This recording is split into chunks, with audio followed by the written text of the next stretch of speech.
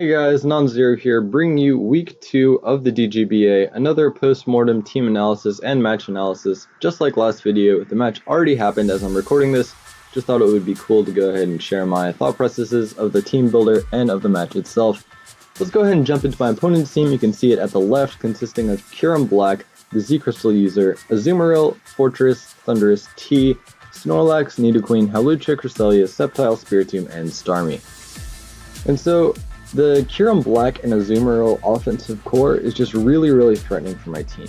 The synergy is really amazing between those two. It's the same core that Chimpact drafted for the current GBA, and it really does a lot to my team. I don't have much for the combination of those two mons, and so I sort of built my team around trying to control those two mons as much as I could, and have as much counterplay against them.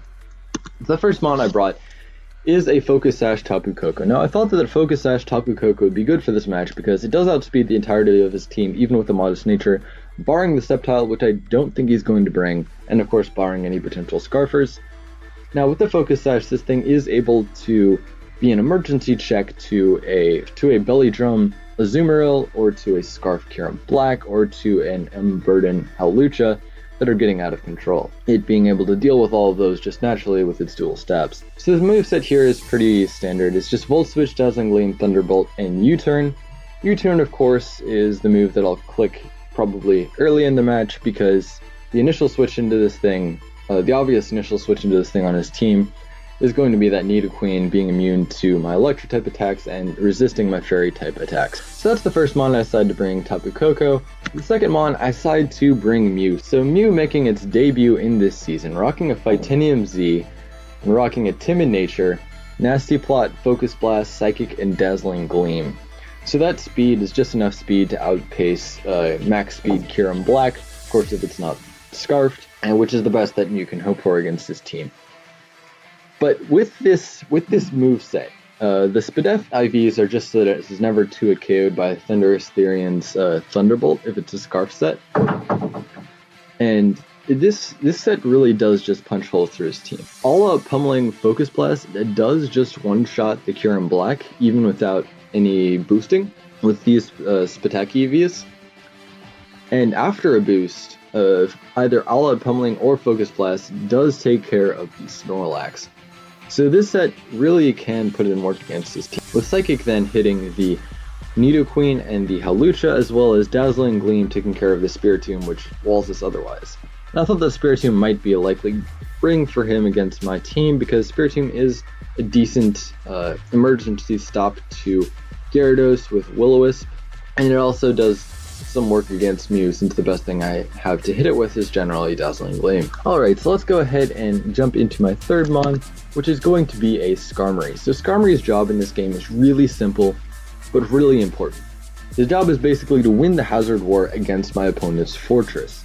So don't allow the Fortress to get up Stealth Rocks or any hazards, and get up hazards of my own.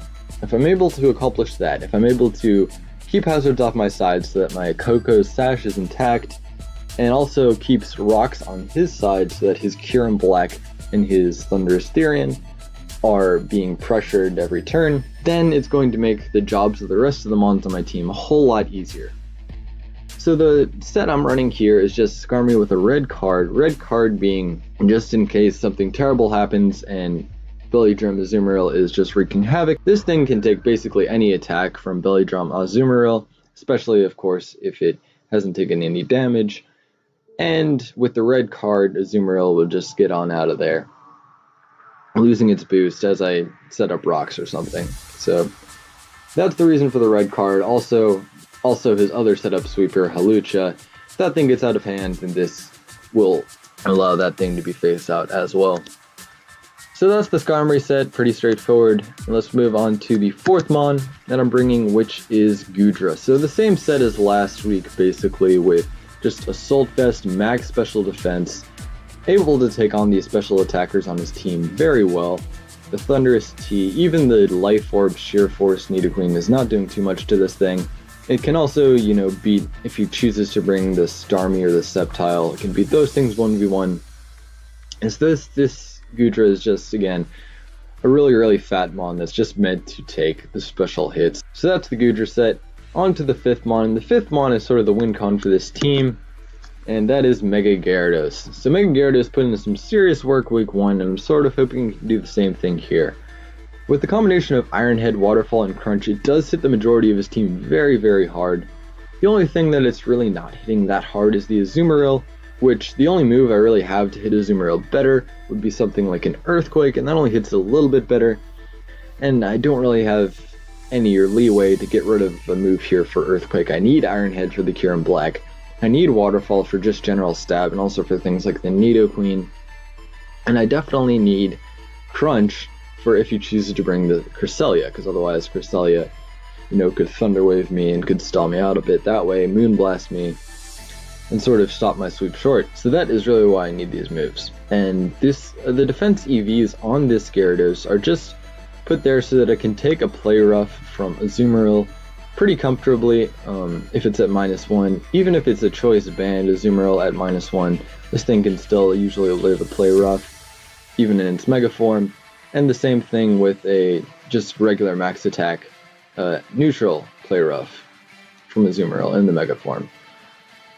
Okay, so that's the Gyarados set, and finally the last mon for this team is my boy Infernape. Now this Fire Monkey is really putting in the work versus my opponent's team on paper, with close combat knocking out the Kyurem-B, knocking out the Snorlax, with Thunder Punch doing some serious damage to the Azu+Marill, to the Starmie, and to the Hawlucha, with Flare Blitz actually knocking out the Thundurus Therian after a round of rocks. So if it takes that 25% from rocks, then this thing actually just knocks it out. And the speed investment means that it does outspeed by 1.8 Choice Scarf max speed Thundurus Therian, which is the best that Infernape could do. And of course, Flare Blitz taking care of the Sceptile if he brings that, the Fortress, and just in general hitting his team hard. Earthquake is just a filler move on there that hits Nidoqueen a little bit harder than Flare Blitz. So this Infernape I can definitely also see putting in a lot of work and cleaning up late game if this team gets weakened enough. And that's going to be the team. I'm feeling pretty good about the match. I think that he doesn't have the best answers to my Mega Gyarados, so it's going to be interesting to see how he decides to play around the Mega Gyarados. I'm thinking like a Spiritomb could be a likely bring, as well as potentially just a Thundurus T, maybe something like a Sash Thundurus T, or a bit of a bulky Thundurus T could put in some work. Alright, so that's going to be my team, and I'll be right back with the match itself. So let's go ahead and get into this match. My opponent deciding to bring the Nidoqueen, Kyurem-B, Azu+Marill, Snorlax, Hawlucha, and Fortress. The only surprise for me really is that he didn't bring the Thundurus Therian, which maybe it was because he was fearing a Zygarde on my part. Let's go ahead and see what happened in the battle. So turn 1 I lead off with Tapu Koko, he leads off with his Azu+Marill, and I go ahead and click a U-turn turn 1 expecting a switch into the Nidoqueen, and I send out my Goodra. I go ahead and just fire off an Ice Beam, don't really predict anything here, and I see that his initial switch in is this Big Bro, which is very specially defensive, can take that Ice Beam like nothing, as I go ahead and switch into my Skarmory and get up my hazards. And he reveals the Whirlpool. This means he's probably a defensive Azu set, which is actually a big relief to me. It means that I can play a little less carefully with my Skarmory from here on out. And I go ahead and hold up my red card and he gets dragged out to his Iron Nut. So I go ahead and make 100% sure that I win the Hazard War here by taunting him turn 1 as he rapid spins, and then just spamming rocks as he volt switches on out of there. And so he brings in his Nidoqueen, and I go ahead and make the same switch out into my Goodra. He clicks Ice Beam, and it does only 20%, and he goes out to his Big Bro, and this time I pull out the double into my Infernape, and I don't think that he's going to let his Snorlax take this close combat, so I make a little prediction here. Go ahead and go for the Thunder Punch, which will hit the Hawlucha if he chooses to bring that out, and will also hit the Azu+Marill if he chooses to bring that out.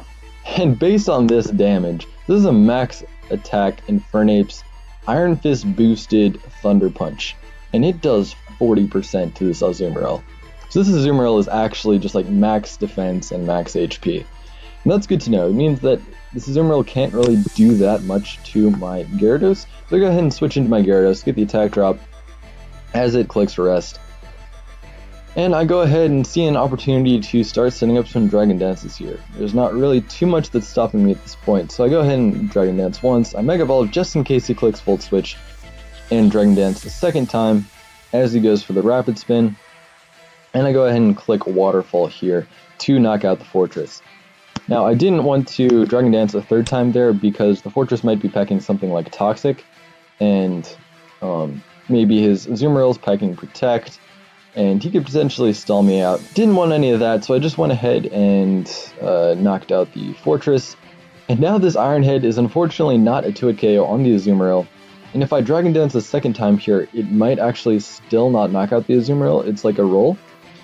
So I decided it's probably best just to click Iron Head twice here. Now the downside of clicking Iron Head twice is because I have all that defensive investment in my Gyarados, it means that I don't have enough speed to outpace at +2 a Choice Scarf Max Speed Kyurem Black. But I can take a Fusion Bolt from Kyurem Black. However, I might not be able to take a Fusion Bolt from Kyurem Black plus a Play Rough from this Azu+Kyurem-B. So I go ahead and go for the Iron Head because there's only a third chance that he gets it to turn 1 Wake anyways, and also he has to not flinch, which is another 70% chance, so it's in my favor that the Azu+Kyurem-B is not going to be able to get an attack off this next turn, as he doesn't. And so I'm able to just go ahead and knock him out with the Iron Head as he brings in his beatdown, the Kyurem Black. Shoutouts to Joey PokeAim. Alright, so he goes for the Fusion Bolt, and because of my defensive investment, I'm able to take that pretty well. Knock him out with the Iron Head. The crit did not matter because this is Max Attack Adamant. And because his Hawlucha is not Focus Sash, that means that Waterfall can just clean up through the rest of his team. And my Gyarados picks up another nice sweep in week 2. That's going to be a good game. Gyarados showing just how powerful it is in League format once given that opportunity to set up a Dragon Dance or two. It's definitely a force to be reckoned with. I am very curious to see what the rest of the moves on that defensive Azu+Kyurem-B were. I know that they sometimes run things like Protect. Obviously this one had Arrest and Whirlpool and Toxic potentially, so that would have been interesting to see there. But in any case, that's going to be our week 2 game, and I'll see you later today when I'm going to be uploading my week 3 battle. For that one, I actually recorded the team builder before the battle happened, so that should be fun. And the match itself was incredible, so look forward to that one. I'll see you guys later. That's all for today. Peace.